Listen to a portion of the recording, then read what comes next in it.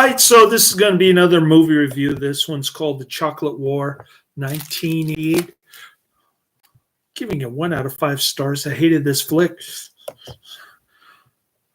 The reason why I'm doing this review is because my original review of this movie was taken down by YouTube again. The YouTube censors said I was promoting dangerous medical misinformation.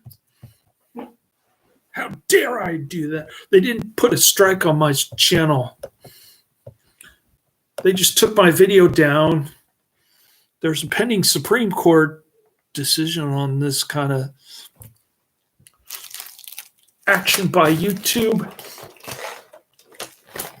And so far, the Supreme Court has sort of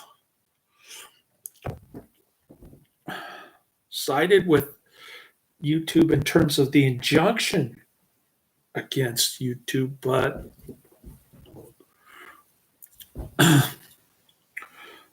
there's still a pending Supreme Court case on the entire matter, so it's sort of up in the air at the moment, which is probably why they didn't give me a strike.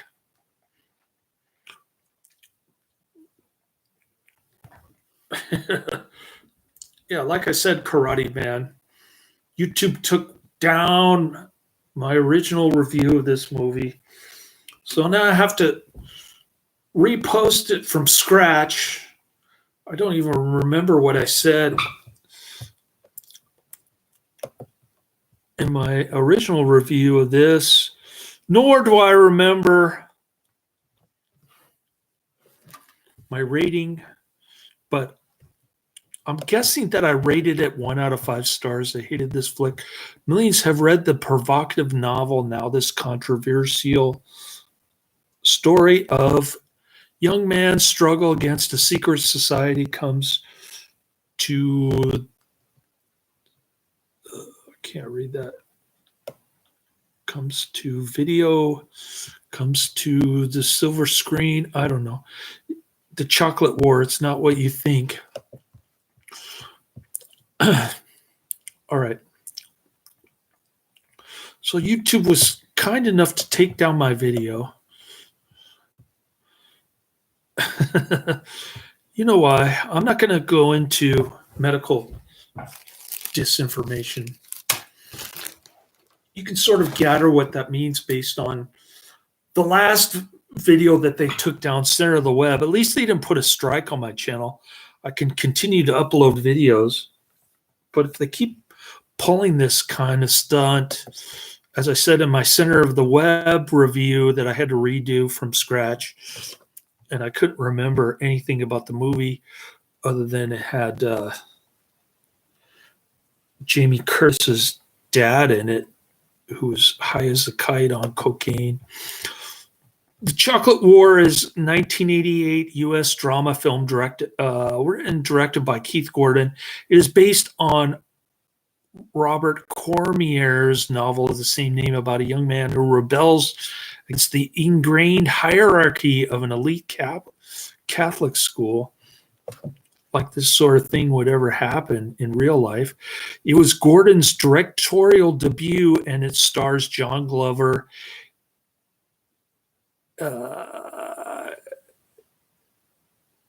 Ilan Mitchell-Smith, Wallace Langham, credited as Wally Ward, and Doug Hutchinson. I don't even know who these people are. Jonathan D. Crane produced it after seeing Static, a film Gordon wrote. The film offers a portrait of the hierarchical structure, both formal and informal, of a Catholic boys' boarding school. New student Jerry Renault, Ilan Mitchell-Smith, must submit to the bizarre rituals of his peers and the expectations of the school's administration by selling chocolate at a fundraiser. Wow, we get to see a movie about selling chocolate at a school fundraiser for this greedy Catholic headmaster. Isn't that interesting? Not.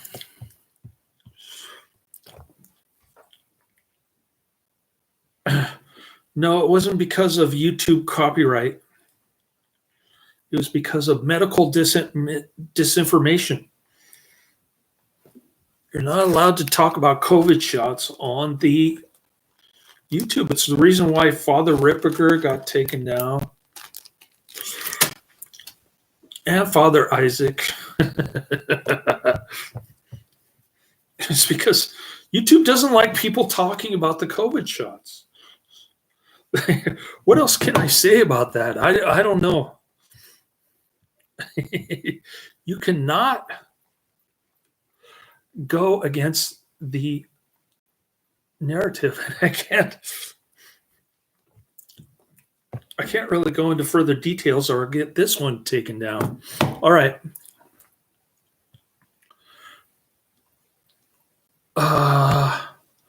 A secret society of students, the Vigils, assigns Jerry the task of refusing to sell chocolates for 10 days, an act which draws the ire of the school's clever but cruel and manipulative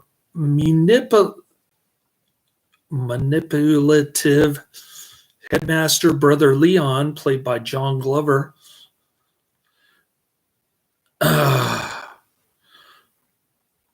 Another actor that I'm not familiar with.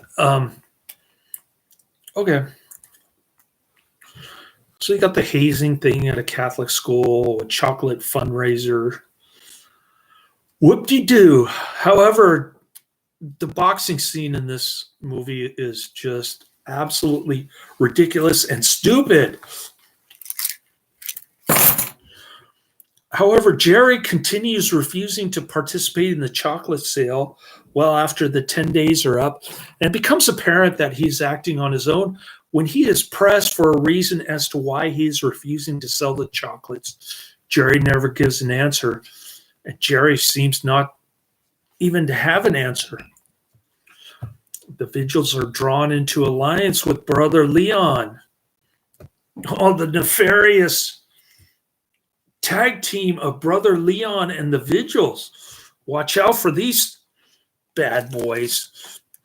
To ensure the sale succeeds, as both now have their reputations on the line, Leon needs the sale to succeed so no one will know he overstepped his authority in spending 20 grand of school money on the chocolates, and the Vigils cannot have anyone getting the idea that someone can defy them and get away with it, which is exactly what the students see happening.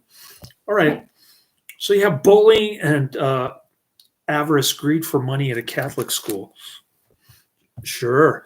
The Machiavellian and creative Archie Costello, a signer of the Vigils, summons Jerry to, at a Catholic school, when kids are misbehaving like that, they get kicked out. But the headmaster is so corrupt that he has to encourage bad behavior. Archie Castillo, a signer of the Vigils, summons Jerry to a face-to-face meeting before the secret society, and he orders him to sell the chocolates. When Jerry still doesn't, Archie orders the Vigils to step up the hazing and bullying to pressure Jerry into giving in. So they're going to stomp on his head while he's walking home to school. At the same time, he organizes a Vigils-backed publicity campaign at Trinity under a simple yet brilliant slogan that he presents to the other Vigils: "Will make selling chocolates popular." Public opinion at Trinity begins to turn against Jerry. He goes from being seen as a rebel hero to the only one not possessing enough school spirit. Who cares about school spirit? Who cares about selling chocolates? Who cares about these dumb kids? Roland Goobert, popularly known as the Goober. Now that's an actually decent name for one of these characters. The Goober quietly joins Jerry in refusing to sell the chocolates, but the 50 boxes he has to sell are sold by other boys and then credited to his name, helping keep up the illusion that every single boy but Jerry is eagerly participating in the sale. Hounded everywhere he goes, Jerry is cornered on the way home from school by Emily Janza, a strong and brutish boy brought into the harassment campaign by Archie after being taunted into anger by Emil. Jerry is ambushed by a group of local children, and Jerry is beaten up. They stomped on his head. On the way, while he was walking back from school, Archie calls him soon after and convinces Jerry that the ambush was all Emil's idea and that Jerry will have a chance to get his revenge if he wants it. Jerry, Emil, Archie, and almost the whole student body of the Trinity come out to the school grounds at night for a boxing match between Emil and Jerry. This is a ridiculous and stupid boxing match that I referred to, not in the least bit believable. Each blow is faked, will be decided by a boy who has bought a ticket and has written on the ticket who's to throw the first fake punch and in which way. Vigil's president, John Carter, and secretary Obie Jameson, envious of Archie, have conspired against him, and they invoke an old tradition among the Vigils. Whenever the assigner orders a student to perform an assignment, he must draw a marble from the black box. Inside are several white marbles and one black one.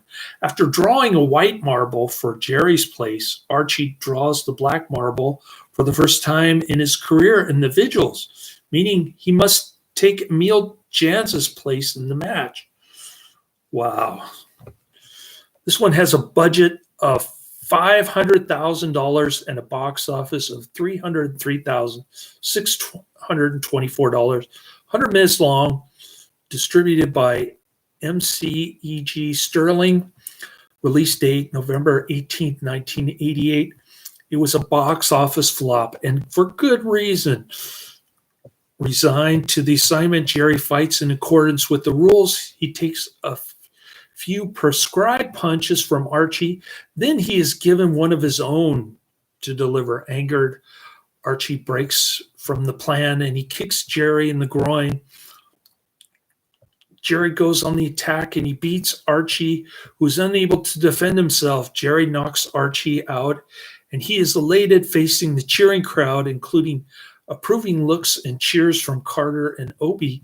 He deflates when he sees Goober's disappointed, hurt face. Then he imagines seeing the disapproving look of his dead mother in the midst of the cheering crowd. Jerry realizes that even though he has won, he has played into the machinations of Leon and the Vigils anyway. His attempted act of a rebellion has actually helped Brother Leon and the Vigils get the chocolate sold and remain in control of Trinity. The final scene shows Obie Jameson, the new assigner of the Vigils, gleefully giving orders to a subdued and humiliated Archie, who has been demoted to secretary. So it was all a political thing, this Vigils. Like I really care.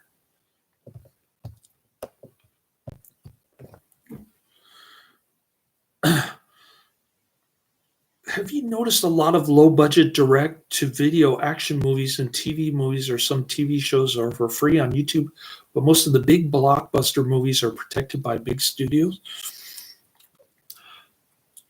Yeah, I did notice that. I just added The Right with Anthony Hopkins, which is based on the exorcist career of Father Gary Thomas, a local exorcist from San Jose, California. And on YouTube, it was $2.99. On Amazon Prime, it was $2.99. It's always the same price on YouTube and Amazon Prime. But when you look up cult cinema classics, they're all free public domain stuff. Doug Hutchison, who portrayed 18-year-old Obi Jameson, was 27 when when the movie was filming, excuse me. The film had a music budget of about $15,000. Most of the artists featured on the soundtrack allowed the filmmakers to use their songs inexpensively. David Bowie, however, asked for $100,000 to use his song Heroes during the final scenes and credit. So Kate Bush's Running Up the Hill was substituted. Miss Hairy Armpits, Kate Bush, also known as Catherine Bush.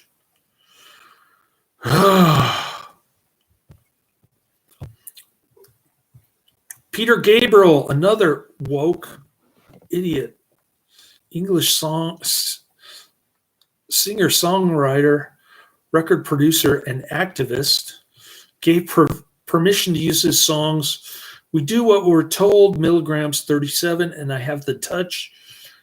And he was given a special mention in the end credits confirming his support for human rights and Amnesty and International.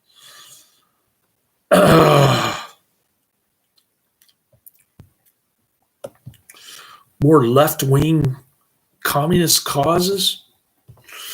While the film generally adheres to the plot of the novel, the ending of the film contains significant changes that diverge from the novel's plot and themes. These changes have commonly been seen as negative, and they have been strongly criticized for compromising the messages of the novel and attempting to force an uplifting Hollywood ending to the story.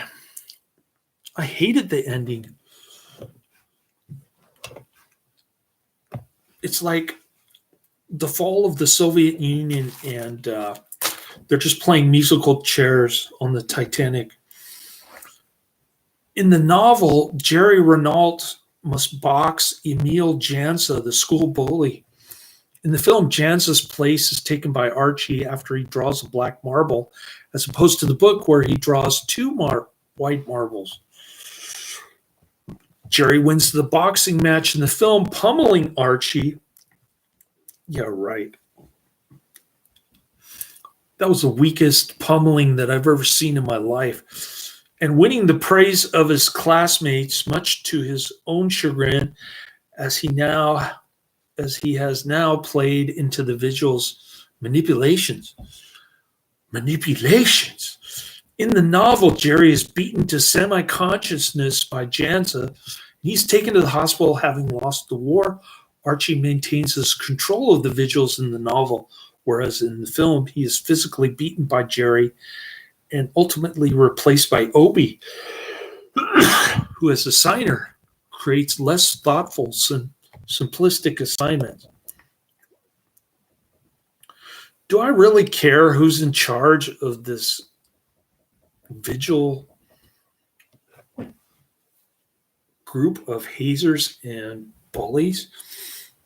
On a $500,000 budget, the Chocolate War grossed a mere $303,624, and it is considered a box office flop. The film received most positively reviews from critics, which we don't care about on this channel, and it holds a score of 85% on Rotten Tomatoes based on 13 reviews with an average rating of 7 out of 10. We could care less about Rotten Tomatoes on this channel. Sheila Benson, writing for the Los Angeles Times, praised the movie, calling it a first-rate adaptation of Robert Cormier's dark cautionary tale about personal freedom and a haunted allegory that may be best remembered as the directing debut of Keith Gordon. I don't know what all that means. A dark cautionary tale about personal freedom? What are these people talking about? LA Times. Janet Maslin was critical, giving it a mixed review of the movie for the New York Times, calling it a film about schoolboys that has its own unmistakably schoolboy point of view. How did they even allow these kids to get away with these shenanigans in a Catholic school? in a normal Catholics, I know Catholic schools teach heresy, but in a normal Catholic school, you get expelled if you behave like this. This is not reality. After various VHS releases went out of print, the film was released on DVD in 2007 by MGM Home Entertainment, the owners of MCEG Virgin Library and 20th Century Fox Home Entertainment. The special features consist of audio commentary by director Keith Gordon, interview with director Keith Gordon. If you want to see a better movie, check out Richard Burton and Absolution. I'm not saying it's a great movie. Sony. Are you talking about Columbia TriStar?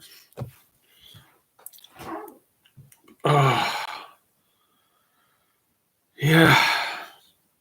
We try to avoid lamestream movies on this channel. I meant season 2 of Renegade. I thought the first episode was just blew me away with the action. Renegade. So I listened to Father Gary Thomas interview in the car. He was the guy who said on IMDb, I'm quoting Father Gary Thomas, who's probably the most famous exorcist in the United States. I think there are 70 exorcists in the United States. Sad. There should be like 10,000. Anyways, this is what he says on IMDb. According to the Spirit World, a Catholic radio station program interview with a Vatican-approved priest exorcist named Reverend Gary Thomas, whose experience as an apprentice to a veteran exorcist provided the basis for The Rite 2011, which is a movie that I just added to my list below all the Karate Man recommendations, all the adults only stuff that I added, on which he was also creative consultant. This was the most realistically accurate film about demonic possession the Reverend had ever seen. And then I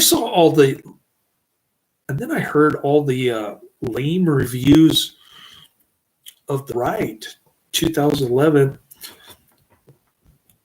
and their objection is that the experiences of an actual exorcist priest from the Catholic Church are more believable than William Blatty's 1973 movie and or the 2 sequels, which has the old lady crawling on the ceiling. My son said that it was total sensationalism, even though I love Exorcist 3. And I told my son, if it wasn't for the Exorcist, these exorcists wouldn't even be around in the first place. So, yeah, I take it Karate Man doesn't like Sony Columbia TriStar. Isn't Sony Columbia TriStar?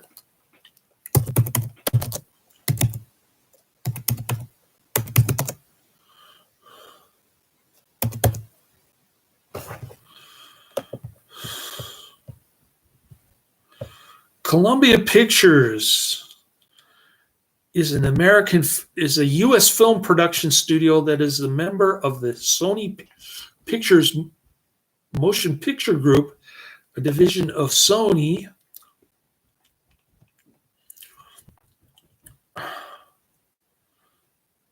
Pictures Entertainment, which is one of the big 5 studios and a subsidiary of the multinational conglomerate Sony. So when Karate Man says Sony, I think he's talking about Columbia Pictures Industries, also known as Columbia TriStar, or it used to be known as that.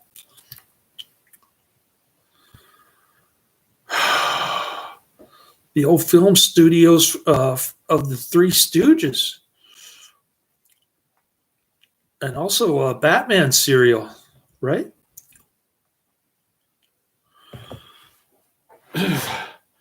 We love the old Batman serial. You can see Batman for free on YouTube. Now that's a Sony picture.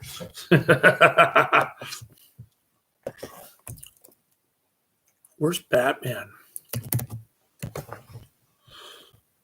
Oh, Batman is so great. It's got J. Carroll Nation in it. So I told Father Mike to do his confessionals according to St. Alphonsus Liguori.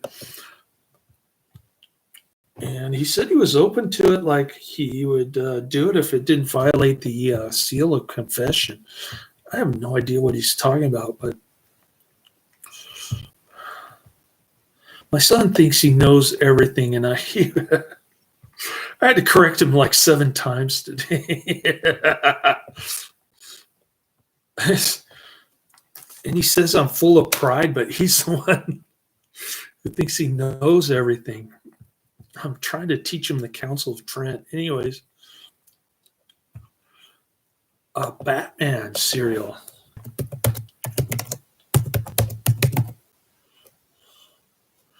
(1941) or is it 1943? I think it's 1941. No, it's 43.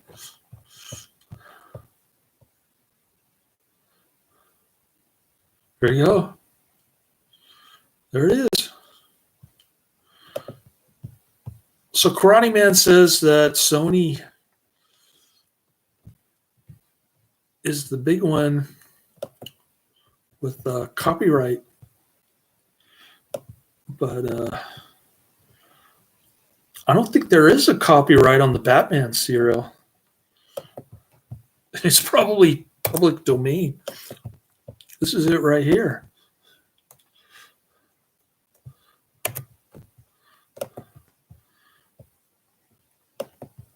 Yeah, the Michael J. White episode, Renegade, Season 2.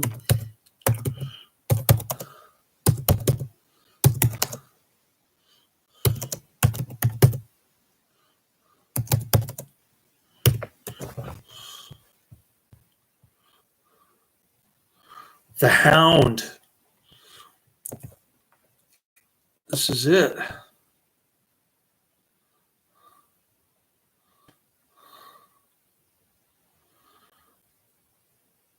Reno goes after the brother of the man Dixon sent to kill him. When he gets him, the man claims to have evidence that not only clears Reno, but also incriminates Dixon, but he won't give it unless Reno kills Dixon.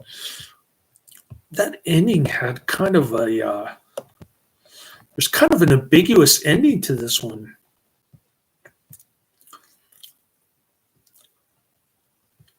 And of course, it's got the writer Stephen J. Cannell playing Lieutenant Donald Dutch Dixon. It's got Donald Gibb from playing Hog Adams from the original pilot episode. Donald Gibb. It's got Donald Gibb's brother playing Hound Adams. Oh man, there's so much action in that one. It's just unbelievable. Love that episode. The Michael J. White episode wasn't that good. Lorenzo Lamas kind of kicked his butt, but in the Universal Soldier sequel movie, this guy was like invincible. Nothing could beat this guy, Michael J. White.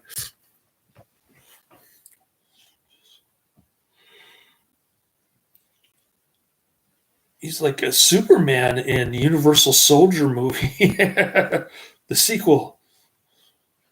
Anyways, nice chatting with you, Karate Man. Hopefully, they won't take this one down. I didn't really talk about COVID shots.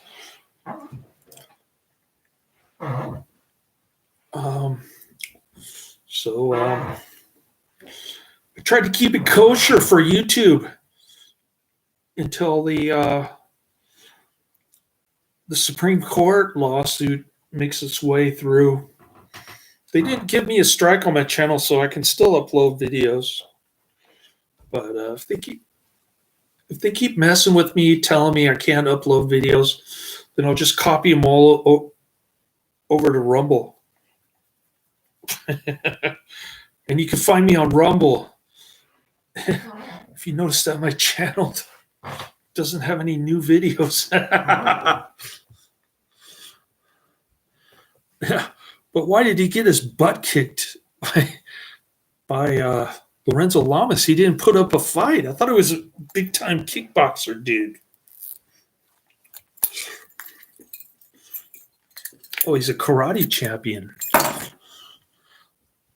Billy Blanks and Wesley Snipes.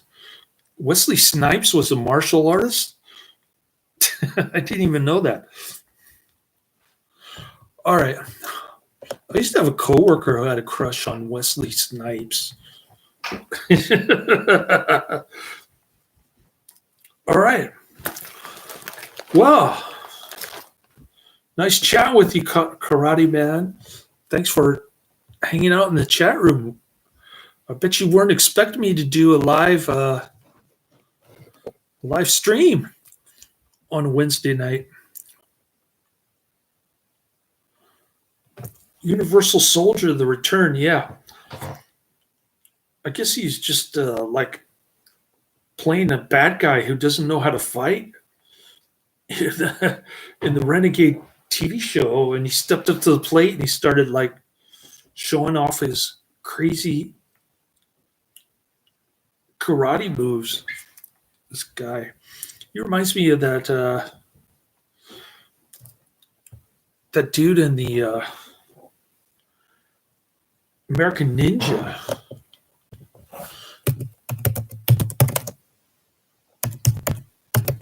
Sequels. American Ninja 2, The Confrontation. Steve James. He reminds me of Steve James, this guy. Steve James is pretty intense in the American Ninja sequels. The guy with the porn mustache. All right. Well, I'll let you go, Karate Man. Have a good night. Laters.